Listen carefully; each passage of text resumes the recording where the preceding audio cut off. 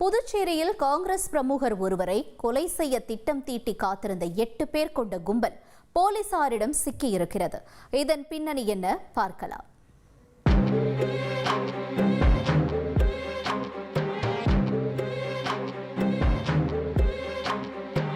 புதுச்சேரியில் கடந்த சில தினங்களாக கொலை மற்றும் கொள்ளை சம்பவங்கள் அதிகரித்திருப்பதாக குற்றச்சாட்டு எழுந்திருக்கிறது.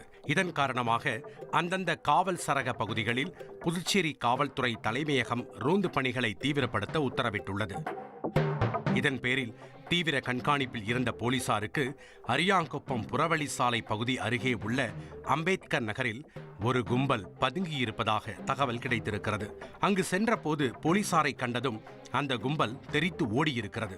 விடாப்பிடியாக மடக்கி பிடித்து சோதனை செய்ததில் வீச்சரிவால், கத்தி உள்ளிட்ட பயங்கர ஆயுதங்கள் வைத்திருப்பது தெரிய வந்தது. தொடர்ந்து அவர்களிடம் நடத்திய விசாரணையில் பல திடுக்கிடும் தகவல்கள் வெளியானது.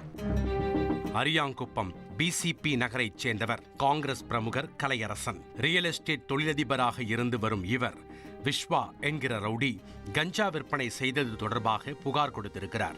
இதனால் கலையரசன் மீது ஆத்திரத்தில் இருந்திருக்கிறார் விஸ்வா. இதற்கிடையே இடம் விற்பனை தொடர்பாக பிசிபி நகரைச் சேர்ந்த ராஜ்குமாருக்கும் கலையரசனுக்கும் இடையே முன்விரோதம் இருந்திருக்கிறது. இதனால் ராஜ்குமாருடன் கைகோர்த்த விஸ்வா கலையரசனை தீர்த்து கட்ட திட்டம் தீட்டி காத்திருந்திருக்கிறார். ஆனால் அவர்களது திட்டத்தை முறியடித்த போலீசார் 8 பேர் கொண்ட கும்பலை கைது செய்து காலாப்பட்டில் உள்ள மத்திய சிறையில் அடைத்திருக்கின்றனர். அதே சமயம் இந்த கொலையை அரங்கேற்ற திட்டம் தீட்டி மூளையாக செயல்பட்ட ரவுடி விஸ்வாவை போலீசார் தேடி வருகின்றனர்.